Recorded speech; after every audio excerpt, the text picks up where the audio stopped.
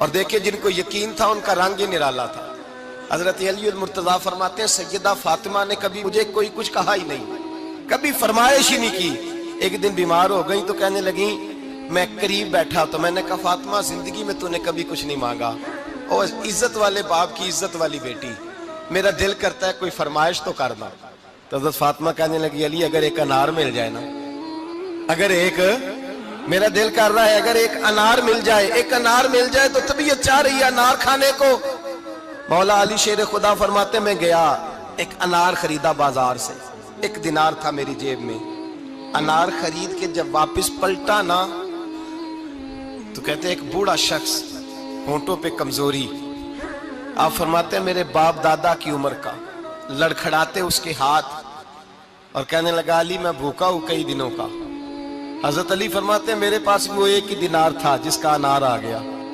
کہتے میں نے اسی وقت وہ انار نکالا، اس شخص کے ہاتھ میں رکھا، بوجھل قدموں سے جب میں اندر داخل ہوا نا تو پاک رسول کی پاک بیٹی، عزت والے نبی کی عزت والی بیٹی، صبر والے محبوب کی صبر والی بیٹی، کہتے ہیں جب میں نے اپنا قدم اندر رکھا دروازے کے تو فاطمہ نے میرا اترا ہوا چہرہ دیکھا تو کہنے لگی علی پیسے اللہ کے راستے میں دے آئے ہو، خیرات کر رہے ہو۔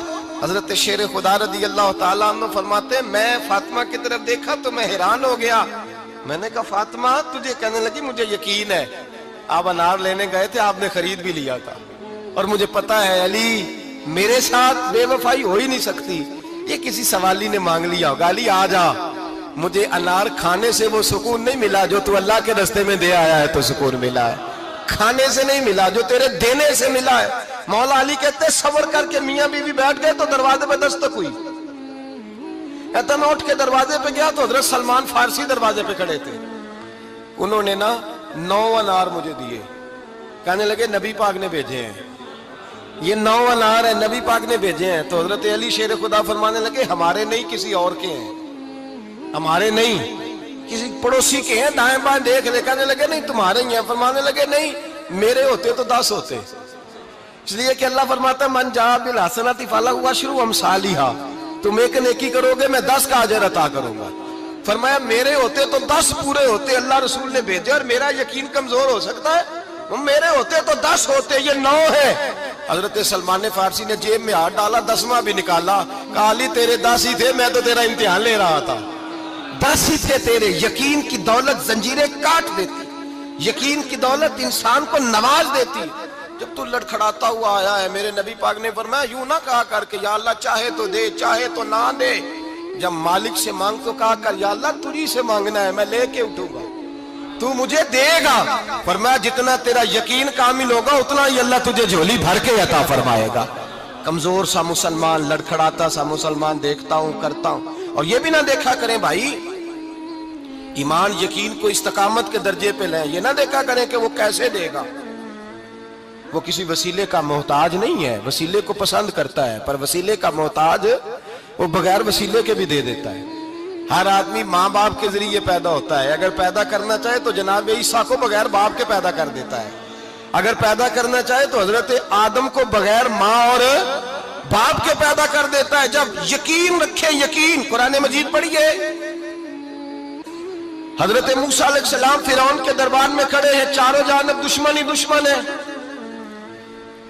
جادوگر آ گئے، انہوں نے سانپ چھوڑے، حضرت موسیٰ کے ہاتھ میں ڈنڈا تھا، حضرت موسیٰ کہتے ہیں یا اللہ کیا کروں، تو اللہ تعالیٰ نے فرمایا اپنا عصا پھینک دو، کہنا چاہیے تھا نا کہ یا اللہ ایک ہی تو شے ہے، اتنے سانپ ہے، بچانے کے لیے ڈنڈا ہے وہ پھینک دوں، ڈنڈا پھینکا جاتا ہے، سانپ کو دیکھ کر کے قابو کیا جاتا ہے، یہ میرا اور آپ کا ذوق ہے نا، لیکن انبیاء کرام کا انداز ملاحظہ کیجئے میرے عزیزو، اللہ فرماتے ہیں ڈنڈا، اے موسیٰ ڈال دے اپنا عصا، پہلے نہیں فرمایا کہ سانپ بن جائے گا، فرمایا بس تو ڈال دے۔ میں اور آپ ہوتے ہیں تو سام سامنے ہے، ڈنڈا ہاتھ میں ہے، ہم کہیں گے عجیب بات ہے، یہی تو دفاع کی چیز ہے، اسی کو ڈال دوں تو بچوں گا کیسے، کہا ڈال دو، تو حضرت موسیٰ نے ڈال دیا، کہا میرے رب کا حکم ہے تو میرے لیے بہتر ہی ہوگا۔ اللہ فرماتے ہیں جب موسیٰ نے ڈالا تو میں نے اس ڈنڈے کو، اس عصا کو اژدہا بنا دیا۔ اب کبھی عصا بھی اژدہا بنے، کبھی چھڑی بھی بہت بڑا اژدہا بنی ہے، لیکن قرآن کہتا ہے جناب موسیٰ نے ڈالا تو اللہ نے اژدہا بلکہ اس سے پیچھے چلیے، عورتیں کمزور یقین کی ہوتی ہیں نا۔ جناب موسیٰ پیدا ہوئے تو اللہ فرماتے ہیں میں نے موسیٰ کی ماں کے دل میں بات ڈالی، ماں کے دل میں صندوق میں ڈال کے تو اس کو دریا میں بہا دے۔ اور بھائی صندوق میں کہہ سکتے ہیں نا آکسیجن کیسے جائے گی، اور دریا میں بچے بچنے کے لیے ڈالے جاتے ہیں کہ ڈوبنے کے لیے ڈالے جاتے ہیں؟ ماں کے دل میں یقین کمزور نہیں تھا ماں کا۔ انبیاء کے ماں باپ موحد ہوتے ہیں، دین کو ماننے والے۔ ماں کے دل میں اللہ نے بات، اللہ قرآن میں کہتے میں نے وحی کی، میں نے القاء کیا، میں نے بات ڈالی۔ حضرت موسیٰ کی ماں کہتی ہے میں نے ڈال کے نا سمندر میں بیٹا، میں نے سمندر میں بیٹا ڈال کے صندوق میں بند کر کے رب کے حوالے کیا۔ آپ فرماتے ہیں میرے مالک کا بھروسہ کیا تو پھر میرے مالک کا کام دیکھو، کمال دیکھو۔ میں نے دریا میں ڈالا، اللہ نے فرعون کے گھر میں میرے بیٹے کی پرورش کرا دی۔ یہ یقین کہ حضرت موسیٰ کے پاس قوم آئی، قرآن پڑھیے، کہا جناب پانی چاہیے۔ وَإِذِ اسْتَسْقَىٰ مُوسَىٰ لِقَوْمِهِ، موسیٰ نے اپنی قوم کے لیے پانی مانگا۔ ہم نے کہا فَانْفَجَرَتْ مِنْهُ اثْنَتَا عَشَرَةَ عَيْنًا، اپنا ڈنڈا پتھر پہ مارو۔ عقل والا آدمی ہوتا تو اڑ جاتا، کہتا یا اللہ پتھروں سے بھی کبھی پانی نکلا ہے؟ اضرب بعصاک الحجر، مارو پتھر پہ ڈنڈا۔ اللہ کے نبی نے منٹ نہیں لگایا، ٹھا کر کے ڈنڈا لگایا۔ فَانْفَجَرَتْ مِنْهُ اثْنَتَا عَشَرَةَ عَيْنًا، اللہ فرماتے ہیں جناب موسیٰ نے ایک عصا مارا، میں نے 12 چشمے جاری کر دیے۔ تو لے تو لا اللہ کرتا ہے، اللہ کہتا ہے پڑھ نماز روزی دوں گا، کہتا ہے سوچتا ہوں۔ اللہ فرماتے ہیں آجا مسجد میں تیرا ہو جاؤں گا، کہتا ہے دیکھتا ہوں۔ رب فرماتا ہے تو میرے محبوب کی غلامی کر، میں تجھے محبوب بنا لوں گا۔ تو کہتا ہے تھوڑا بڑا ہو کے داڑھی رکھنی ہے، ابھی سیانا ہو کے میں ذرا سرٹیفکیٹ لے لوں اسرائیل سے کہ کتنے سالوں کے بعد آئیں گے، پھر شروع کروں گا۔ پروگرام بنا رہا ہے، ابھی تو ارادے میں ہے۔ اللہ کے پیغمبر کا ڈنڈا، اور اس سے زیادہ آگے بات ہو گئی۔ پیچھے فوج لگی ہوئی ہے فرعون کی، مجمع ہے، ہزاروں لاکھوں کا لشکر لے کے، تلواریں نیزے، فرعون پیچھے، آگے دریا آ گیا۔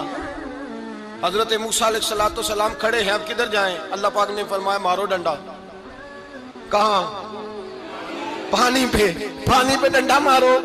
اب حضرت موسیٰ علیہ السلام پانی پہ ڈنڈا مارے تو پانی ابھرے گا، اس سے زیادہ کیا ہوگا؟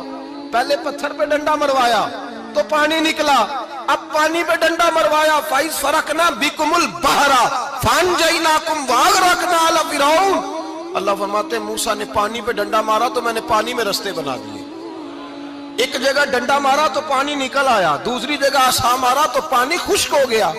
12 چشمے بن گئے، 12 رستے بن گئے دریا میں سے۔ حضرت موسیٰ علیہ السلام گزر گئے، اور اللہ فرماتے ہیں فرعون بھی آیا تو اسے میں نے غرق کر دیا، اور وہ کھڑا دیکھتا ہی رہ گیا کہ بنا کیا ہے۔ یہ تو بات ہے حضرت موسیٰ کی، میرے مصطفیٰ کے غلام۔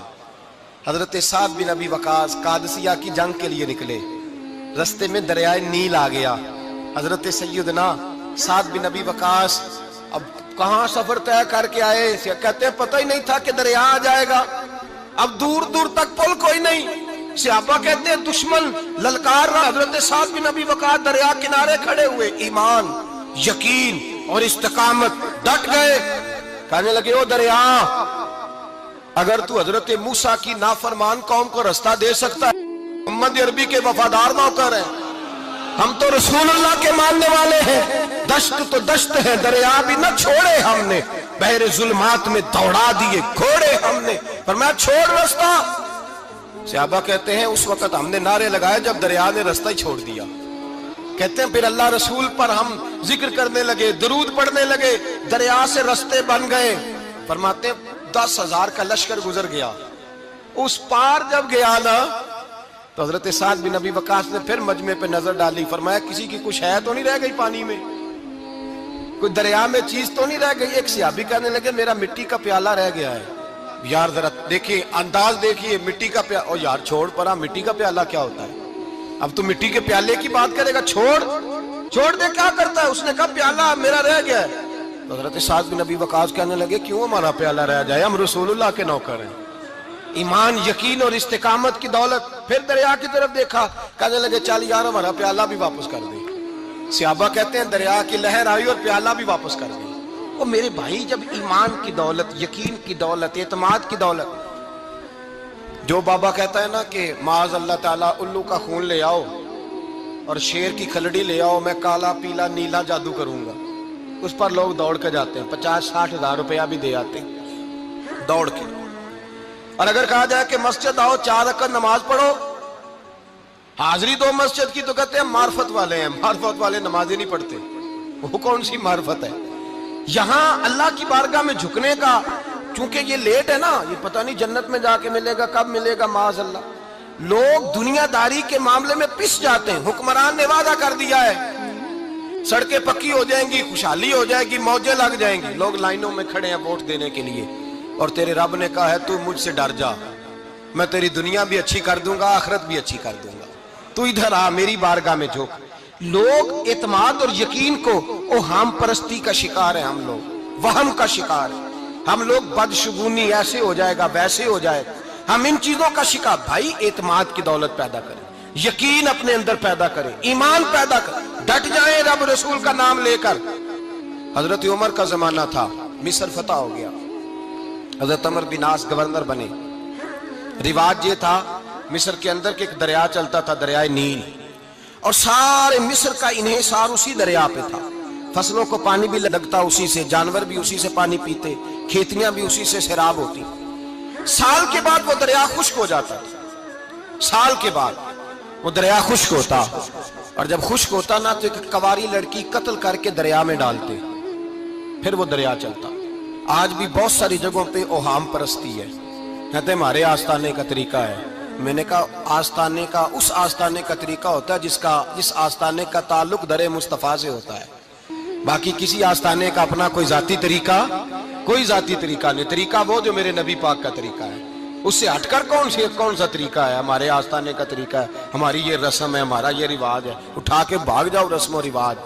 हमारे रस्म और रिवाज रसूलुल्लाह की सुन्नत के पाबंद है। सारे बोलिए सल्लल्लाहु, फिर एक दफा पढ़िए दुरूद शरीफ सल्लल्लाहु, 3 दफा कर ले ताकि ताकदाद हो जाए। सल्लल्लाहु अलैहि नबी पाक सल्लल्लाहु अलैहि वसल्लम का तरीका असल तरीका है। हजरत उमर फारूक को जनाब अमर बिन आस, और कहते हैं कि पक्का तरीका ये था कि जब तक लड़की कत्ल करके डालते नहीं थे दरिया चलता नहीं था। हजरत उमर को खत लिखा का हुजूर ये मामला है, और लोग मुझे यही कहते हैं। मैंने लोगों को समझाया है कि इस्लाम जुल्म का हुक्म नहीं देता, जुल्म की इजाजत नहीं देता, कैसे लड़की कत्ल की जाए। अब आप बताएं क्या करना है? हजरत उमर ईमान, यकीन, इस्तिकामत, पहाड़ है ये लोग। हजरत उमर ने 2 खत लिखे, एक हजरत अमर बिन आस के नाम, दूसरा दरियाए नील के नाम। 2 खत लिखे, एक खत लिखा दरिया के नाम, एक खत लिखा अमर बिन आस गवर्नर के नाम। गवर्नर के नाम खत लिखा तो फरमाया जितने यहूदी हैं, ईसाई हैं, कमजोर ईमान वाले, सबको दरियाए नील पे ले जा, और मेरा ये दूसरा खत दरिया में डाल दे और सबके सामने डालना। कहते हैं ये खत तू पढ़ना चाहे तो तुझे इजाजत भी है, सुनिए और सर धुनिए और सोचिए कि असल कमजोरी कहां आई है। रमजान के सबसे पहले जुमे में सबसे अहम मौजू छेड़ा है, कमजोरी और नक्स वाकया कहां हुआ है। हजरत सैयदना उमर बिन खत्ताब रज़ी अल्लाह ताला अन्हु ने दरिया को मुखातब करके लिखा, हो दरिया, अगर तू कहता है ना कि लड़की कत्ल करके फेंकी जाएगी तो मैं रसूलुल्लाह का मानने वाला हूं, मैं जुल्म नहीं होने दूंगा। हमें तेरे पानी की जरूरत ही कोई नहीं, तू बेशक पानी ना दे। और अगर तू अल्लाह के हुक्म से बहता है, अगर तू अल्लाह के हुक्म से बहता है, तो फिर अल्लाह का बंदा और मुस्तफा का गुलाम उमर तुझे हुक्म देता है कि फौरन बहना शुरू कर दे, फौरन मिनट ना लगाना। हजरत सैयदना उमर बिन आस फरमाते हैं लश्करों के लश्कर लेके मैं दरियाए नील पे पहुंचा, और भरे मजमे में जनाब उमर का खत मैंने डाला तो दरिया ने बहना शुरू कर दिया। फरमाते हैं दरिया बहने लगा और गैर मुस्लिम कलमा पढ़ना शुरू हो गए। लोग मुझे कहने लगे क्या दिखाया है जो कलमा पढ़ रहे हैं? तो मैंने कहा दिखाया कुछ भी नहीं, ये हजरत उमर के ईमान की कुव्वत की बरकत है कि बहुत सारे लोगों ने कलमा पढ़ना शुरू कर दिया। ये ईमान की कुव्वत। डरो मुसलमान, सहमा हुआ मुसलमान, ये कभी अमेरिका के पीछे भागता है, कभी यूरोप के पीछे भागता है, कभी उधर जाता है, कभी इधर जाता है। अपनी दुनिया आप पैदा कर, अगर जिंदों में है, सिर्र आदम है, ज़मीरे कुन फिका है जिंदगी। जब ईमान की ताकत पैदा होती है, जब कुव्वत पैदा होती है, फिर इंसान के इखलाक समझ जाते हैं, फिर उसका नजरिया सीधा अल्लाह रसूल की जात पर जाके खड़ा होता है। जिन्हें आजमाया गया था हजरत अबू बसीर रज़ी अल्लाह ताला। हमें तो थोड़ा सा झटका लग जाए ना मजहब का, थोड़ा सा, लोग दीन की तरफ आते हैं, इसमें ना थोड़ी तकलीफ है। صحیح بخاری کی حدیث، اس میں تکلیف ہے، سچ کہہ رہا ہوں، صحیح بخاری کی حدیث ہے۔ ایک صحابی نے کہا تھا حضور میں آپ سے پیار کرتا ہوں، نبی پاک نے فرمایا اچھی طرح سوچ لے۔ کہا سونے نہیں پیار ہے، فرمایا چل پھر سوچ لے۔ حضور بڑا پیار، میں سوچ لے۔ کہا محبوبہ بڑا پیار ہے، تو نبی پاک نے فرمایا پھر تیاری کر لے، جس طرح گہری جگہ پہ پانی تیزی سے آتا ہے تیری طرف مشکلات بھی تیزی سے آئیں گی، تیزی سے۔ یہ شہادت کا ہے الفت میں قدم رکھنا۔ لوگ آسان سمجھتے ہیں مسلمان ہونا، ذرا اچھی طرح سوچ لے، جو مجھ سے محبت کا دعویٰ کرے گا اسے تکلیف ہے، بولو اسے تکلیف ہے، یہ پکی بات۔ جو محبت میں مخلص ہو وہ دیکھ لے میں آزمائش میں کتنا ہوں۔ تو اگر کوئی کہتا ہے نہیں مذہب میں جائیں گے تو موجیں لگ جائیں گی، تو یہ بات درست نہیں ہے، یہ تو بڑا مشکل کام ہے۔ یہ تو اس سے پوچھو نا جو اس منصب پہ ہے، یہ کٹھن مرحلہ ہے، کٹھن۔ یہ شہادت کا ہے الفت میں قدم رکھنا۔ لوگ آسان سمجھتے ہیں مسلمان ہونا، روتا ہے فلک برسوں، پھر جا کے یہ حالات درست ہوتے ہیں۔ تو بھائی یاد رکھیں اور سمجھیں، حضرت ابو بصیر رضی اللہ تعالیٰ عنہ، نبی پاک صلی اللہ علیہ وسلم نے طے کر لیا کفار کے ساتھ، حدیبیہ کی جنگ ہوئی تو فرمایا اگر کوئی مسلمان مکے چلا جائے گا تو کافر کہنے لگے ہم واپس نہیں کریں گے، اور اگر کوئی کلمہ پڑھنے والا ستایا ہوا مسلمان مدینے آئے گا تو مسلمانوں کو واپس کرنا پڑے گا مسلمان اپنا بندہ نہیں رکھ سکتے۔ اور مسلمانوں کا کوئی شخص غلطی سے بھی مکے چلا گیا تو مکے والے واپس نہیں کریں گے۔ حضرت ابو بصیر رضی اللہ تعالیٰ عنہ صحابی تھے، باپ نے، بھائی نے، محلے والوں نے قید کیا ہوا تھا کلمہ پڑھنے کی وجہ سے، پیروں میں زنجیریں تھیں، بیڑیاں تھیں، کسی طریقے سے جیل توڑ کے دوڑے مدینے پہنچے۔ کہتے ہیں رستے میں کسی آدمی کے ساتھ گھوڑے پہ کچھ دیر بیٹھا پھر پیدل چلا۔ صحابہ کہتے ہیں اتنا دردناک منظر بڑا کم ہم نے دیکھا۔ ابو بصیر جس گلی سے گزرتے وہاں خون پھیل جاتا، ان کی ٹانگیں خون سے کٹتی، وہ زنجیریں بندھی ہوئی، در رسول پہ حضور میں بھاگ کے آیا ہوں۔ کہتے ابھی نبی پاک صلی اللہ علیہ وسلم ان کی بات سن ہی رہے تھے کہ پیچھے سے قریش کے 2 سپاہی بھی آ گئے، کہنے لگے یہ بھاگ کے آیا ہے اور آپ کا وعدہ تھا کہ آپ واپس کریں گے۔ چشم زدن میں ذرا سوچنا، چشم زدن میں تھوڑی دیر کے لیے غور کرنا کہ ہمیں ہمارا استاد، ہمارا پیر دھتکار دے کہ جا دوڑ جا، تو کہتے ہیں بسم اللہ جناب یہ جا رہے ہیں۔ ایمان کی پختگی دیکھیں، اس نے تو ہمیں نکال ہی دیا جی، وہ کیسا بندہ ہے۔ یہاں تو کسی کے یہاں کوئی فاتحہ پڑھنے نہ جائے تو لوگ بگڑ جاتے ہیں، کہتے ہیں اس نے سلام نہیں لی، فاتحہ نہیں پڑھی، بس ختم، اس کو احساس ہی نہیں۔ حضرت سیدنا ابو بصیر سامنے کھڑے، سامنے 2 سپاہی آ گئے، ذرا دیکھیے ایمان کی پختگی، ایمان، یقین اور استقامت۔ امام بہقی نے دلائل کے اندر لکھا ہے، فرماتے ہیں نبی کریم صلی اللہ علیہ وسلم نے ان کی طرف دیکھا تو حضور کی مقدس آنکھیں آنسوؤں سے بھر گئیں۔ حضور نے فرمایا ابو بصیر تیری تکلیف مجھے نظر آ رہی ہے پر میں نے وعدہ کیا ہوا ہے، میں نے وعدہ۔ بھئی یہاں ڈٹ کے رہنا بڑا مشکل ہے، یہاں قائم رہنا بڑا کٹھن مرحلہ ہے۔ یہاں آزمائش کے موقع پر دین پر انہوں نے تو رکھا ہی نہیں، لوگ تانے دیتے ہیں، باتیں کرتے ہیں، رکھا ہی نہیں، تو پھر ان کا بنتا ہے۔ حضور نے فرمایا تجھے جانا پڑے گا۔ صحابہ کہتے ہیں پورے مدینے میں ایسے تھا جیسے سوگ کا سما ہو۔ جب وہ 2 سپاہی حضرت ابو بصیر کو پکڑ کے لے جا رہے تھے تو وہ پلٹ پلٹ کے پیچھے دیکھتے تھے، پلٹ پلٹ کے، پیروں میں خون ہے، آنکھیں آنسوؤں سے بھری ہوئی۔ فرماتے ہیں جب وہ پلٹ رہے تھے تو مدینے کی گلیاں بھی رو رہی تھی۔ میرے نبی پاک جب وہ آنکھوں سے اوجھل ہو گئے تو حضور بیٹھ گئے زمین پہ، نبی پاک نے رونا شروع کر دیا۔ فرمایا اللہ تو نے اس شخص کی مدد فرمانی ہے، اس پر کرم کرنا ہے، اللہ اس کا خیال فرمانا، اس کے لیے دعا کی۔ حضور روئے۔ حضرت ابو بصیر باہر نکلے تو وہ جو کافر تھے نا وہ کہنے لگے تو بڑا بنتا تھا ان کا، انہوں نے تجھے رکھا نہیں، تجھے رکھا بھی نہیں۔ تو حضرت ابو بصیر نے تھپڑ مارا منہ پہ، کہنے لگے میں وہ نہیں جو تھوڑی سی بات سے بدل جاؤں، ایمان، یقین اور استقامت کی دولت ملی ہوئی ہے۔